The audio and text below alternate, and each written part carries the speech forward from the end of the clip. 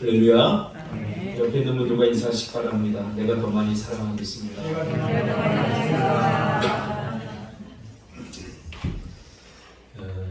오늘이 부활주일인 줄 알겠어요. 부활 찬양을 부르고 또 부활절이라는 본문을 택하고 이 십자가가 너무 강조되다 보니까 한국교회 십자가를 너무 강조하다 보니까 사실은 부활이 참 좋거든요. 성경은 부활의 책이거든요. 그래서 부활에 대해서 딱 한 주만 부활 찬양 부르는 게 너무 아까워서 부활 찬양을 이번 주에도 해야 되겠다. 그리고 부활 찬양을 부르고 골라고 나니까 말씀도 그러면 부활 찬양 부르고 말씀도 좀 부활을 이어가야 되겠다. 이제 그런 생각을 가지고 이 말씀을 준비했습니다. 그래서 다시 시작하십시오 라는 제목으로 하나님 말씀 증거하겠습니다. 저는 상담자로 20년 이상을 살아오면서 누군가의 마음속 깊은 곳에 남겨진 상처가 그렇게 쉽게 치유되고 회복되지 않는다는 것을 경험적으로 뼈저리게 깨달았습니다. 피부의 상처와는 달리 마음의 상처는 영혼의 골이 깊은 흔적을 남기고 그 골짜기에 은밀하게 숨어있기 때문입니다. 예수님에게 자신들의 미래를 걸고 가족도 버리고 직업도 버리고 주님을 따라 나섰지만 얼마 못 가 한 여름밤의 꿈처럼 아픈 기억만 남기고 끝나버린 그들의 도전은 아마 평생의 아픔과 다시는 기억하고 싶지 않은 상처로 일평생 그들을 괴롭힐 것임은 분명한 사실입니다. 특히 예수님을 가장 가까이서 따라다니면서 예수님의 가장 큰 사랑을 받았던 수제자 중에 수제자 베드로는 평생 씻을 수 없는 깊은 상실감을 경험했을 것입니다. 예수가 전부였고 예수가 꿈꾸는 나라가 전부였고 예수가 이루는 나라에 자신의 미래를 걸으려고 했던 이 베드로의 상실감이 얼마나 컸을까요? 기대가 크면 실망도 큰 법입니다. 여러분 저를 기대하지 마시고 저를 사랑해 주시길 바랍니다. 아멘 하세요. 함부로 기대하고 함부로 실망하지 말고. 베드로를 가장 힘들게 했던 것은 아마 자신이 예수님을 배신한 것이었을 것입니다. 자신의 욕심과 다른 방향으로 흘러가는 그 당시의 분위기에 그는 예수님에게 어쩌면 배신감을 느꼈을지도 모릅니다. 예수님 죽지 말아야 되는데 예수님 자꾸 죽는다는 이야기하고 십자가에 자기가 이제 달려야 된다는 얘기하니까 이게 아닌데 그런 생각을 아마 베드로가 했을 것입니다. 자기가 꿈꾸는 세상과 그리고 예수님이 가려고 하는 세상이 다르다고 하는 것을 이 베드로는 배신감으로 느꼈을 수도 있습니다. 정서적으로. 이게 아니잖아요. 그래서 작은 아이가 물을 때 그는 서스럼 없이 나는 예수를 모른다고 거듭해서 3번이나 부인했을지도 모릅니다. 우리는 자기가 하는 행동에 어떤 합리성을 자꾸 부여하려고 합니다. 자기 합리화를 주장합니다. 아마 순간적으로 자기 합리화를 했을지도 모릅니다. 주님도 내 뜻과 다른 방향으로 그렇게 일을 진행하고 계시잖아요. 그러니 나라고 주님을 부인한들 이게 잘못된 일입니까? 이렇게 자기 합리화를 내세웠을 수도 있지 않겠나 그런 생각을 한번 해봅니다. 주님도 내가 원하는 대로 해주지 않으니까 나도 주님이 원하지 않는 방향으로 해도 되지 않을까 그런 마음에서 부인하지 않았을까. 그래야 자신의 배신을 정당화할 수 있으니 이렇게 생각했을 것입니다. 참 비겁한 변명이지만 우리는 사실 다 그런 사람들입니다. 뭔가 잘못해놓고 죄짓고 그리고는 그걸 견디지 못하니까 자기 합리화를 나름대로 다 하게 되죠. 베드로의 강한 성격을 생각할 때 우리는 그럴 수도 있겠다 싶습니다. 배신자라는 낙인이 찍히는 것보다는 그래도 나도 할 말이 있어야 되지 않겠습니까? 우리는 모두 한때는 정말 충성스러웠던 사람, 믿었던 사람들에게 배신을 당합니다. 그래서 그 배신이 쓰라린 것입니다. 배신을 당한 사람은 또 누군가를 배신한 사람입니다. 그래서 너무 억울해할 필요 없습니다. 상처를 받은 사람은 내가 또 누군가에게 상처를 준 사람들입니다. 우린 자꾸 상처 받은 것만 생각해요. 배신 당한 것만 생각해요. 우리 다 펼쳐서 한번 볼까요? 나는 누군가를 배신해 본 적 없나요? 나는 누군가의 마음에 깊은 상처를 준 적 없나요? 그래서 베드로는 예수님이 십자가에서 죽자 더 이상 그동안의 예수님의 가르침, 그와 함께 할 때 했던 약속들, 그리고 예수님을 따라다니면서 배웠던 삶의 방식들을 포기하고 다시 예수님을 따르기 전의 삶으로 돌아가 버리게 됩니다.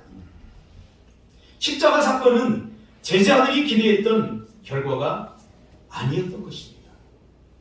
여러분, 예수를 믿으며 주님을 따르며 무엇을 기대하고 있습니까? 이 제주까지 오면서 여러분 무엇을 기대했습니까? 편안하고 안락한 삶을 기대했습니까?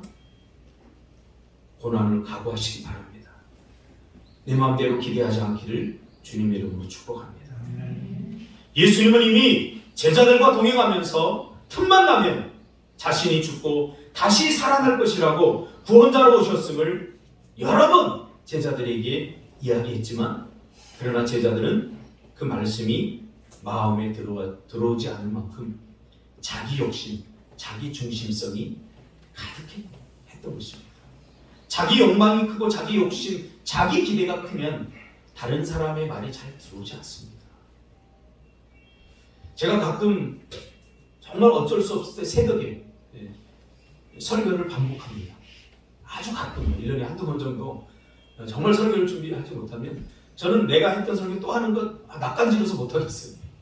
그래서 아주 부족하더라도 그냥 새로운 설교, 묵상이 충분하지 않더라도 새로운 설교를 하는데, 가끔 그래도 제가 설교 준비했거니 하고 잠들 때가 있어요. 일어나서 탭을 딱 열어보면 준비가 안 돼 있는 거예요. 그럴 경우가 1년에 한두 번 있는데, 그때는 이제 했던 설교를 또 합니다.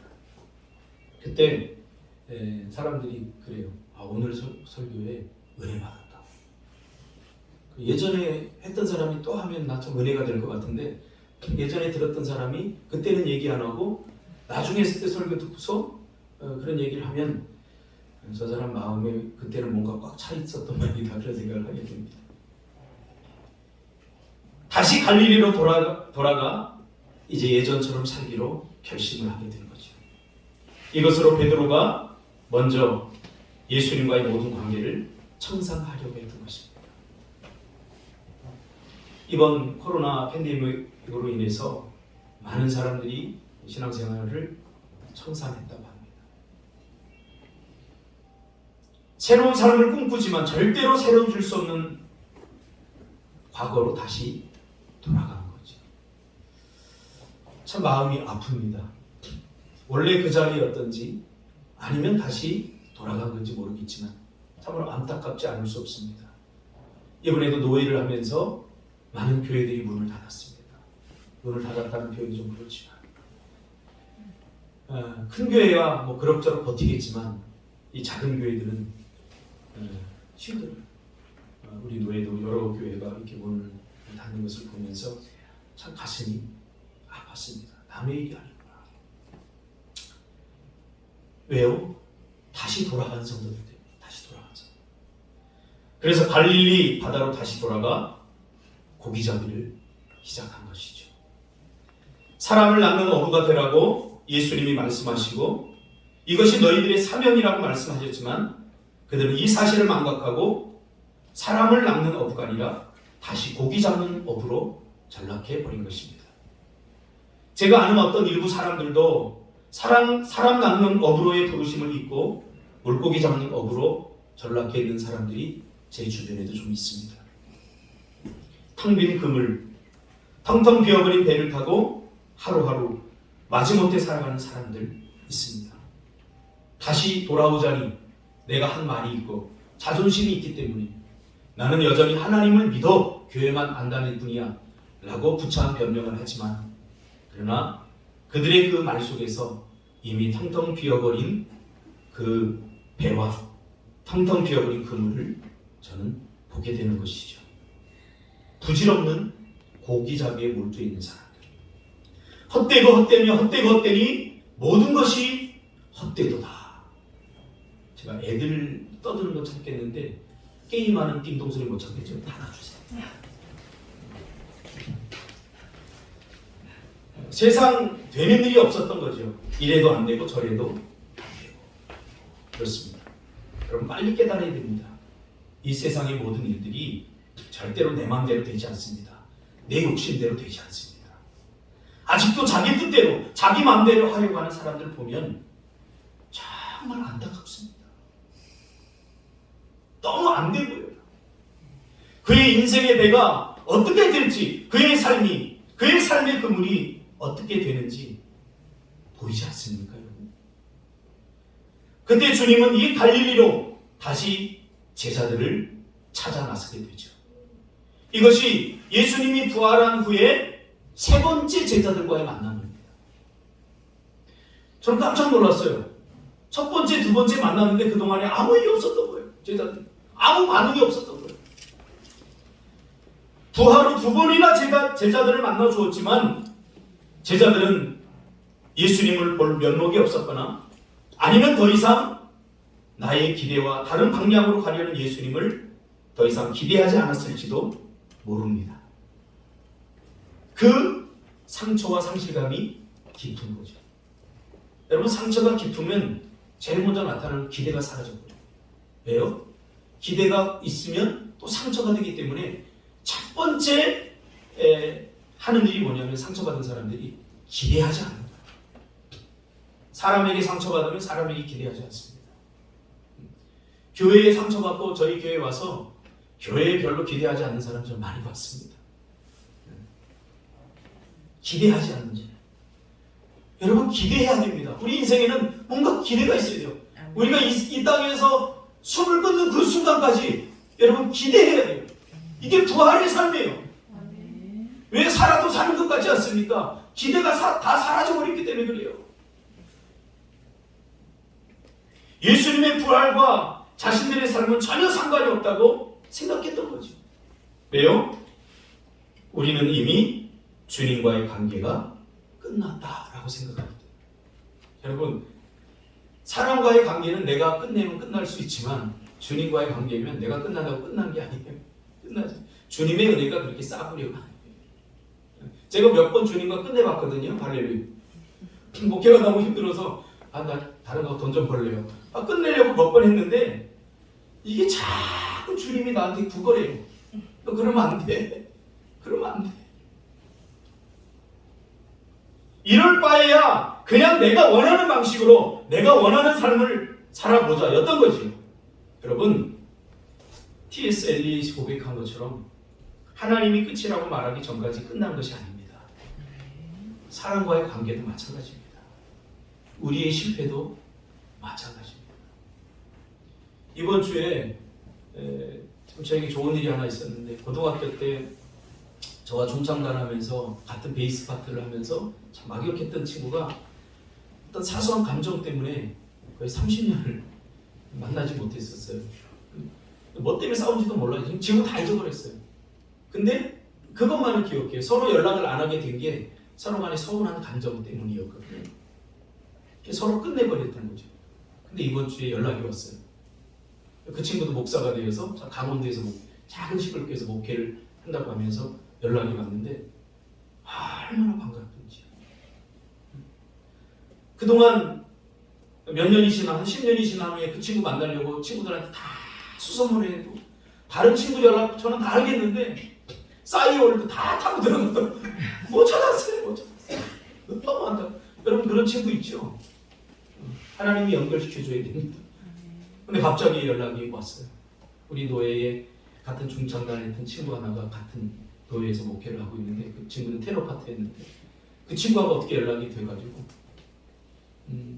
어떻게 연락이 됐냐 이렇게 물어보니까 자기네 교회에 어떤 분이 왔는데 이야기를 하던 중에 제가 동산고등학교 나왔는데 세매 중창단 이런 이야기가 나왔는데 나하고 지금 같은 합창단에 있는 분 중에 한 분이 세매 중창단 바리톤을 했다고 누구냐니까 제 친구예요. 또 동열이라고. 그렇게 해서 연결이 돼서 이렇게 온 거예요. 저는 우연이 아니라고 생각합니다. 여러분 사람의 관계는 함부로 끊는 게 아니라, 제가 늘 우리 제자들한테도 얘기했지만 관계는 축복이다. 관계는 축복이다. 관계를 내가 함부로 끊는 것은 하나님이 나에게 주신 축복의 그 관을 하나를 끌어버리는 거예요.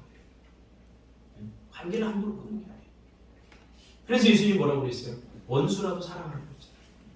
원수도 축복입니다. 여러분. 할렐루야. 저는 이 말이 아직 마음에 확 와닿진 않아요. 그러는데 믿어지긴 해요. 나에게 아주 힘든 상처를 준 사람을 내가 사랑할 수 있느냐에 대해서 제가 대답은 못하지만 분명히 그 원수도 나에게 사랑으로 주셨다는 것에 저는 의심하지 않습니다. 근데 그런 일이 나에게 일어나지 않았으면 좋겠어요. 솔직히. 그러나 그런 일이 일어난다면 난 또 그렇게 할 수밖에 없는 걸 저는 알아요. 특히 이 세 번째 찾았을 때는, 예수님이 세 번째 제자를 찾았을 때는 가장 충성스러운 제자 7명과 함께 있었습니다. 오늘은 5명밖에 소개되지 않았지만 2명까지 해서 7명입니다.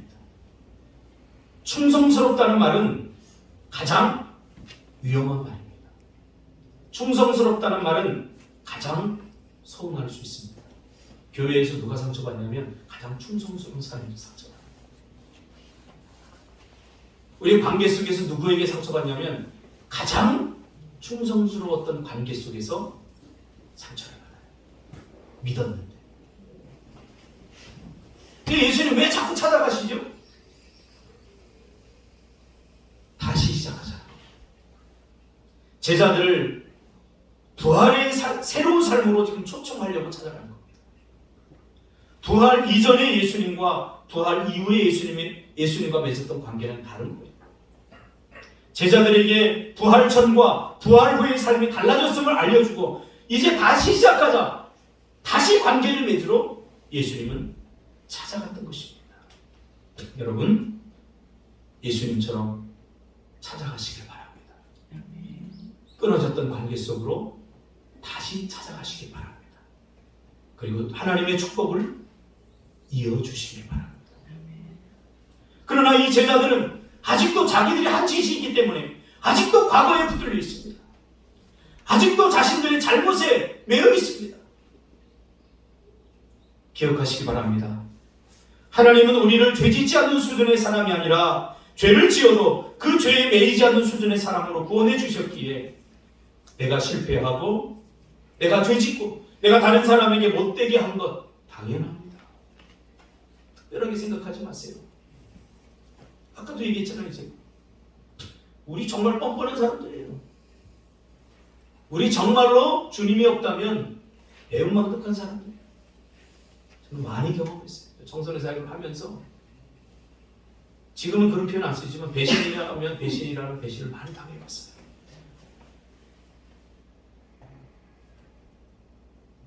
그런데 그게 상처가 되지 않을 수 있었던 이유는 뭐냐면 나도 돌아보니 나도 배신을 많이 했다. 그게 떠오르는 거예요. 내가 그 모질게 말을 했던 나의 스승 목사님들. 그게 떠오르는 거예요.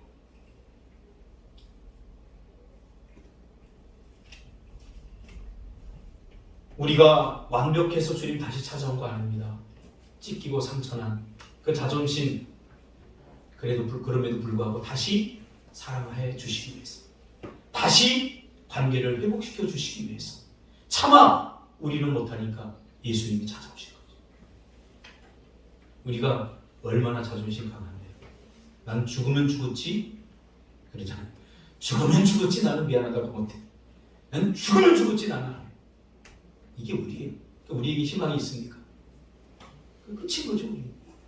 하나님의 축복에서도 멀어지는 거죠. 그러므로 우리가 저지르는 이 죄들, 이걸 끝이라고 말하면 안 됩니다. 실패를 끝이라고 말하면 안 돼요.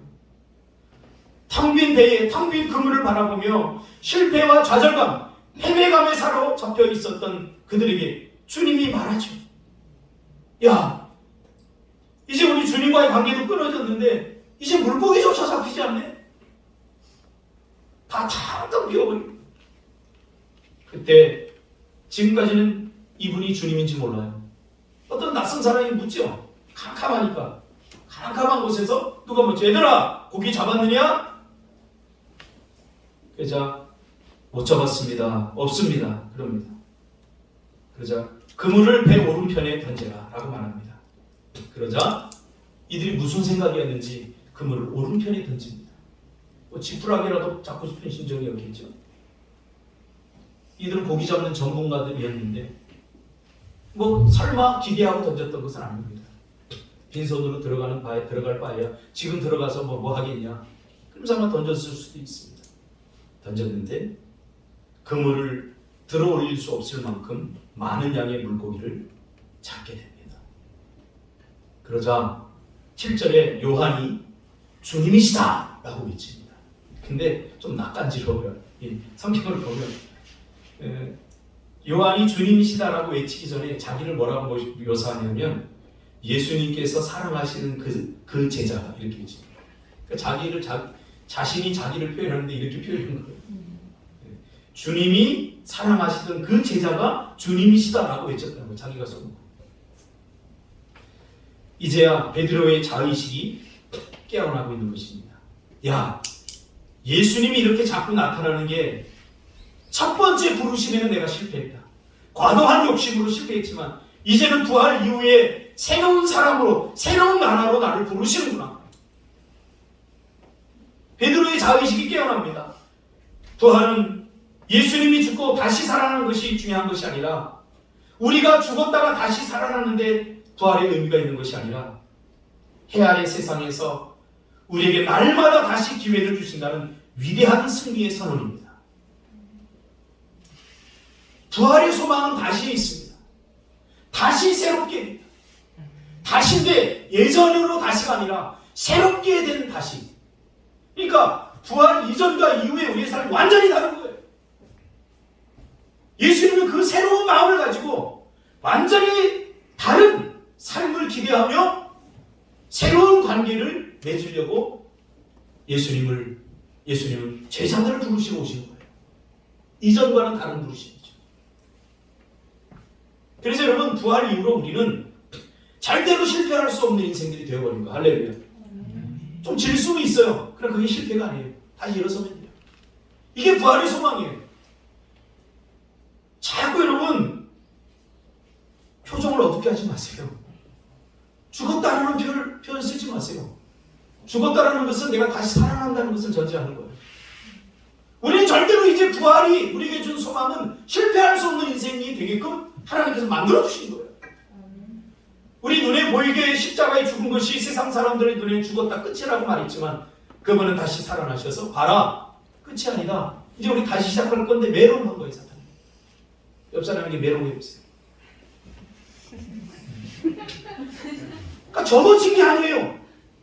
저도 친 게 아니에요. 우리는 실패할 수 없는 인생들이 된 거예요.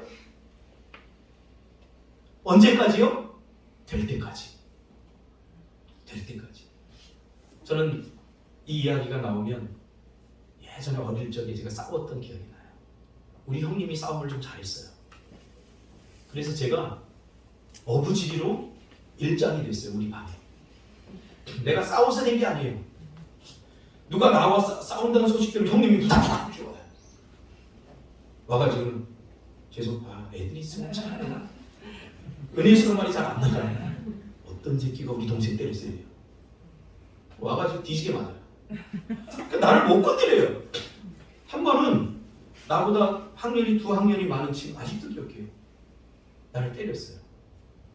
근데 우리 형님이 야, 그 친구 인성이가 형석이가 싸움을 시키는 거야.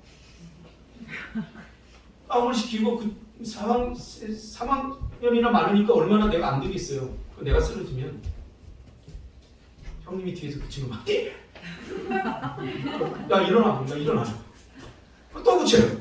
그렇게 몇 번 하고 나니까 이 눈치 없는 놈이 그제야 눈치를 챈 거예요. 아, 내가 얘를 한 대 때리면 난 5대 맞는구나. 이걸 아니까 내 앞에 무릎을 꿇더라고. 미안해. 내가 싸웠습니까? 그러니까 우리의 싸움의 방식이 이래야 된다는 거예요. 내가 싸우려고 하니까 매일 주워 터지고 실패와 좌절을 가운데 있는 거예요. 하나님이 싸워주신다고 성경을 읽어보세요. 그러세요? 너희들 싸우라 그러지 않잖아요. 하나님이 대신 싸워준다고 그러잖아요. 우리 뭐 하면 돼요? 기도하면 돼요. 내가 기도하면 하나님이 싸워주셔요. 내가 기도하면 하나님께서 해결해 주셔요. 내가 기도하면 내가 강한 자존심으로 미안해하지 못했던 말이 하나님이 대신해 주십니다. 이길 때까지 싸우는데 뭔 걱정이에요? 우리 이길 수밖에 없는데. 할 때까지 기회를 주시는 이게 부활이에요. 그러니까 부활을 산다는 것은 실패해도 돼. 쓰러져도 돼. 다만 포기만 하지 마. 네가 포기하지 않으면 내가 이기게 해줄 거야. 네가 포기하지 않으면 내가 하게 해줄 거야. 할렐루야. 저는 지금까지 시험을 떨어져 본 적이 없어요. 딱 하나 떨어져 보는 게 면허 시험을 한번 떨어져 봤어요. 필기에서 떨어진 게 아니라 실기에서 떨어진 거예요. 근데 정말 이 영어는 잘 안 돼요. 할렐루야. 이 영어는 안 돼요. 그래 지금까지 영어 공부해야 되겠다. 지금까지 몇 번이나 결심하고 했다가 그만두고 했다가 그만두고 했다가 그만두고 그랬어요. 그러니까 선교를 다니니까 좀 창피하기도 해요. 한 번은 인도를 갔는데 인도는 영어권이잖아요. 거기 그 분이 물어봐요 나한테. 내가 거기 난에다가 티처라고 썼거든요. 그러니까 대한민국 선생님의 영어 수준은 어떤가 아마 궁금했던 모양이에요. 저한테 뭐라고 막 짓거려요. 하나도 안 들려요. 당황하니까. 그래서 다시 얘기해달라고 그러니까 약간 그 비웃는 표정으로 인도 사람들 표정 알잖아요. 이러면서 패스트푸드를 다 던지더라고요. 그 수치심을 견딜 수 없어서 내가 이번에 감히 꼭 영어를 한다. 그리고 민지가 누구지? 변호사. 마크. 그 외국인 변호사를 하면 알게 돼가지고 그 친구한테 영어를 배웠거든요. 내가 배울 때까지 가야 되겠다.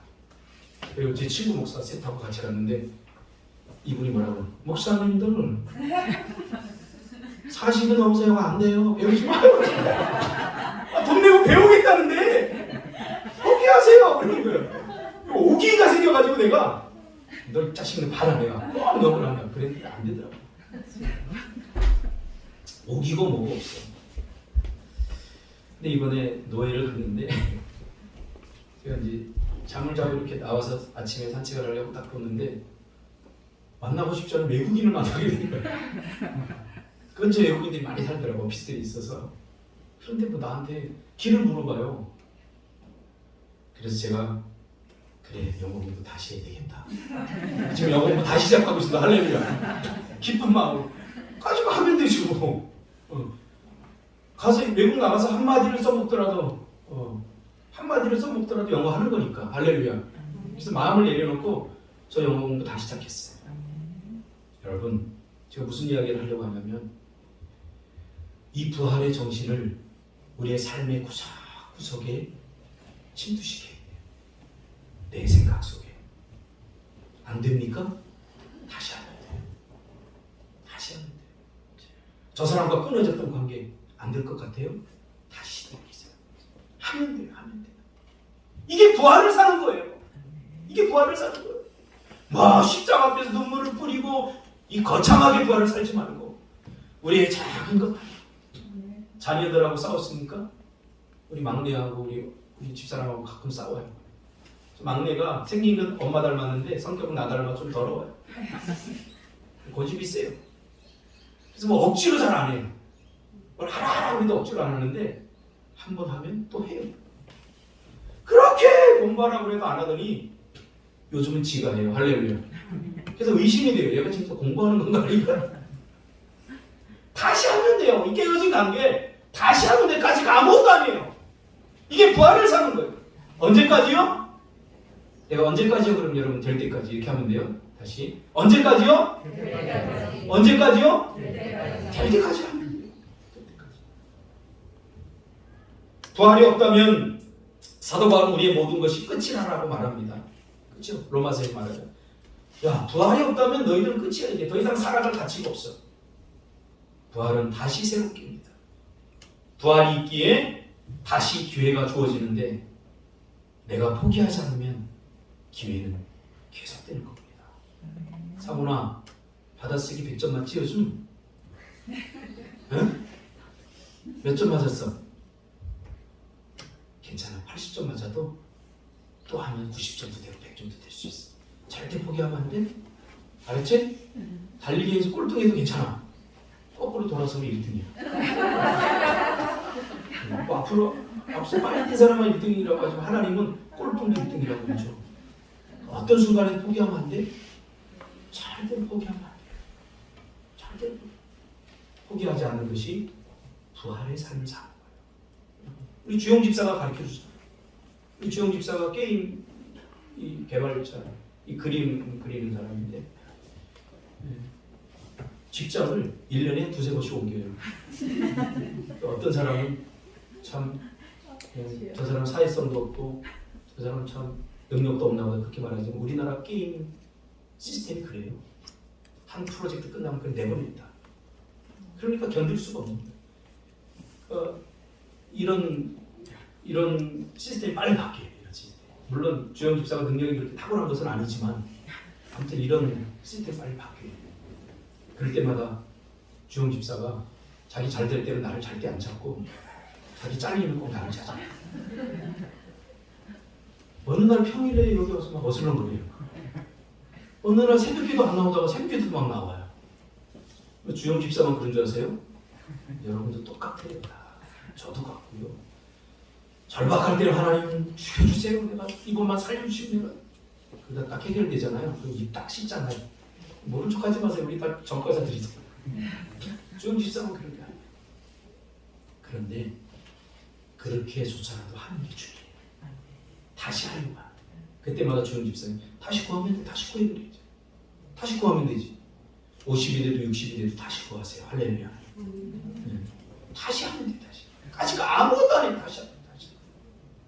이번에도 필리핀에서 목회를 선교사를 하다가 이제 자녀 문제도 여러 가지 문제 때문에 고국으로 돌아왔어요. 그 선교사가 고국으로 돌아오면 대접 못 받습니다. 선교지에서 죽지 왜 돌아왔냐 막 이런 시선으로 바라봐요. 너무 힘든 거예요. 그래서 제가 크게 박수쳐 잘했다고 생각해요. 너무 잘했다. 선교 힘든데 목회가 더 힘들다. 해보라. 그러면서 해보라고 환영한다고. 앞으로 내가 도와줄 거라고. 우리 노예가 도와줄 거라고. 제가 이번에 우리 노예에 조금 진급을 했거든요. 그래서 조금 이따 저 노예장 됩니다. 할렐루야. 노예장 하기 싫은데 하래요. 순수대로 돌아가니까 제가 노예장 같이 생겼습니까? 저 막 욕도 하고 그러는데 큰일 났어요. 노예장 시키면. 그래서 지금 제주 노예로 옮길까 지금 생각을 하고 있어요. 노예장 시키면 저 막 고태도 막 두드리고 막 치기도 해야 되고 그러거든요. 마음이 약해서 그런 거 못 하는데 제주 노예로 지금 옮길까 기도 좀 해주시기 바랍니다. 진짜요. 거짓말이에요. 제주 노예로 제가 좀 옮길까 생각 중이에요. 예수님을 보자 망설이지 않고 바다로 뛰어들었죠. 그러니까 베드로는 바다로 뛰어드는 선수예요. 풍랑치는 바다에서 예수님이라 그러니까 뛰어들었어요. 참, 난 이 마음이 참 좋아요. 어설프지만 의욕만 강하지만 그래도 뭔가 주님을 위해서 하려고 하는 뭔가 자신의 마음을 표현하는 이런 투박하지만 저는 이런 사람이 좋아요. 그래서 예수님도 아마 썼을 거예요. 요것저것 다 따져보고 이 물에 뛰어들면 내가 죽진 않을까 뭐 생명 구명조건이 있나 없나 이거 따지는 사람 주님 별로 안 좋아하더라고요. 저도 별로 안 좋아해요. 앞뒤 가리지 않고 주님이다 그러니까 뛰어드는 사람. 이게 믿음이고 이런 용기가 우리에게 필요합니다. 제가 살아온 14년 동안의 목회를 돌아보니까 저도 베드로였더라고요. 무조건 뛰어들더라고요. 제가 선교를 시작할 때는 가장 힘들 때 선교 시작했어요. 인도. 성도들이 다 나가버렸어요. 그래서 준석이 같은 찌꺼리기들만 남아있어요. 그때 선교하라고 인도 갔어요. 전기세 한 푼 낼 돈도 없는데 선교를 갔다. 뭐예요? 주님이다 그리고 뛰어들었던 거예요. 그런데요, 놀라운 일이 일어났어요. 계산하고 잴 때는 일어나지 않았던 은혜와 기적들을 받게 됐습니다. 주님이 거기 계시면 여러분 뛰어드시기 바랍니다. 자꾸 따지지 마세요. 결론을 짓겠습니다. 설교할 거리가 많이 남아있는데 여러분 약간 지루한 표정들을 지으셔서 모든 시작의 시발점은 주님과의 관계 회복에서 시작되어야 된다. 사람과의 관계도 마찬가지예요. 사람과 관계 회복하기 전에 주님과 관계 회복하세요. 우리는 저 사람과 싸우면 저 사람과 나의 관계는 깨지고 주님과 내 관계는 온전하다고 생각하죠. 성경은 그렇게 말하고 있지 않아요. 나와 주님의 관계가 나와 이웃의 관계와 잇대어 있어요. 이건 떠날 수 없어요. 그런 사람들이 있어요. 하나님만 잘 섬기면 되지 뭐 사람들을 만나봤자 상처받고 안 좋은 성경을 다시 읽어야 될 사람이에요. 사람과 잘못됐다면 하나님과 나의 관계도 뭔가 어긋난 부분이 분명히 있어요. 하나님과의 나의 관계가 어긋나면 사람과의 관계가 아무리 좋아도 뭔가 어긋나게 되어 있어요. 그래서 가치가 있는 동전의 양면과 같아요. 하나님 사람과 이웃 사람은 같이 잇대어 있어요. 같은 줄로 묶여 있어요. 끊어지지 않아요. 그래서 모든 시작, 새로운 다시는 바로 하나님과의 관계에서 시작하시기 바랍니다. 남편과 싸웠습니까? 먼저 하나님 앞에 하나님과의 관계가 온전하세요. 그럼 내가 무엇 때문에 싸웠는지 알게 되고 깨닫게 돼요. 그래야 내가 정확하게 화해를 요청할 수 있어요. 내가 어떤 일을 하다 실패했습니까? 그것도 그 실패한 일에 대한 원인을 분석하지 말고 하나님과 나의 관계 속에서 무엇이 잘못되는가를 보시기 바랍니다. 해석이 중요해요. 어떤 해석을 갖고 답을 얻으려고 합니다. 굉장히 중요합니다. 주님이 묻죠. 베드로야, 네가 나를 사랑하느냐? 네, 사랑합니다. 이 사람들보다 더 사랑합니다. 예전 같으면 그랬겠지. 베드로가 부활 후에 주님의 그 영적인 느낌을 이제 받아들인다.